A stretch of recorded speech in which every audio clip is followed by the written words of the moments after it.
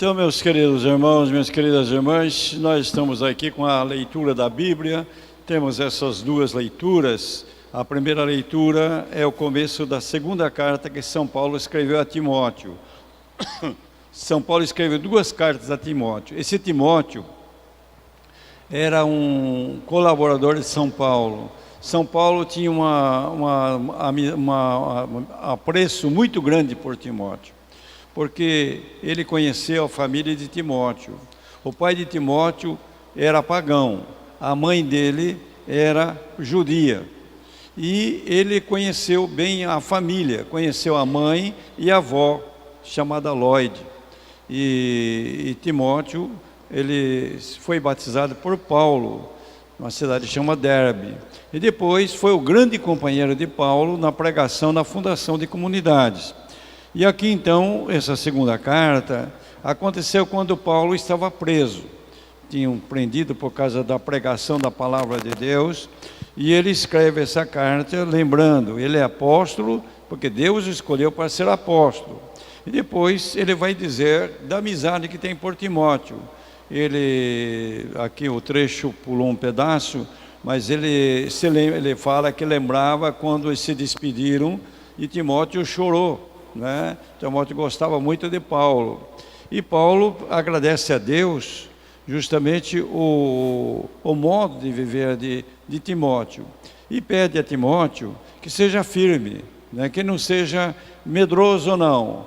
Ele recebeu a imposição das mãos, então ele tem de ser aquele que recebeu um espírito de fortaleza, não de covardia. Meus queridos irmãos, minhas queridas irmãs, esse texto lembra para nós isso. Nós não devemos ter vergonha da nossa fé. Muita gente tem vergonha.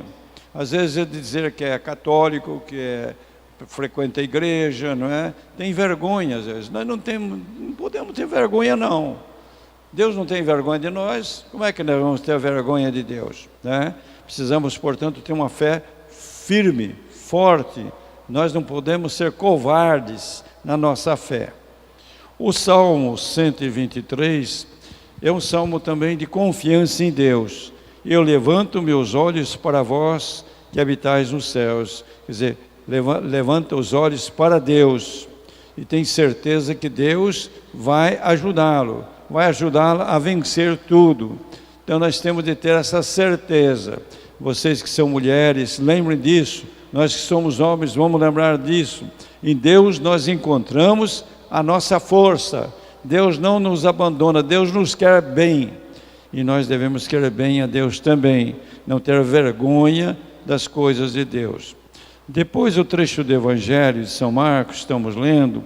Estamos no capítulo 12, o Evangelho de Marcos é pequeno, é o menor dos 4 evangelhos, mas é o mais antigo também. E nós temos aqui já, começando alguns dias atrás, o que iam preparando para Jesus, como foram preparando a condenação de Jesus.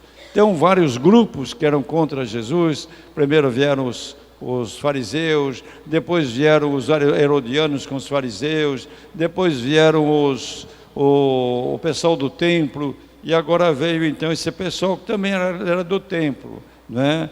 Esses saduceus, como são chamados. E os saduceus, eles não acreditavam que haveria ressurreição. Quer dizer, quando a pessoa morre, acabou, né? E nós temos então na Bíblia justamente Deus revelando devagar que realmente a nossa vida não acaba quando a gente morre. Nossa vida continua e a ressurreição que haverá no último dia. Então eles vieram para confundir Jesus. E vem com uma história doida.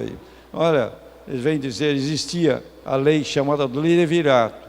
Por exemplo, um homem se casava e ele morria sem ter filhos.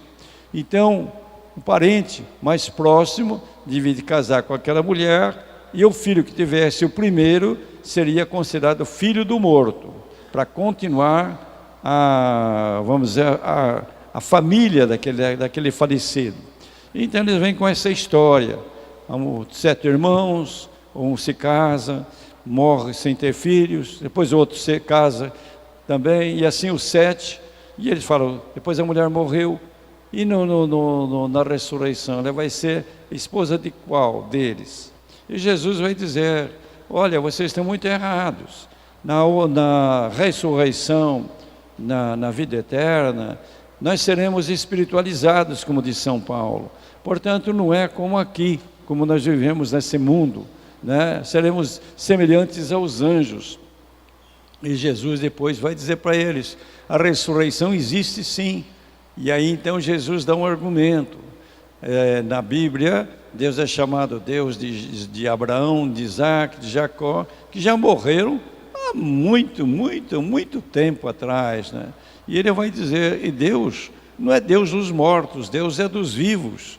Portanto, os nossos mortos não estão mortos, estão vivos, né? E na ressurreição, então, vamos nos encontrar realmente como nós somos gloriosos, semelhança de Jesus, e nós estaremos então na glória, na vida eterna.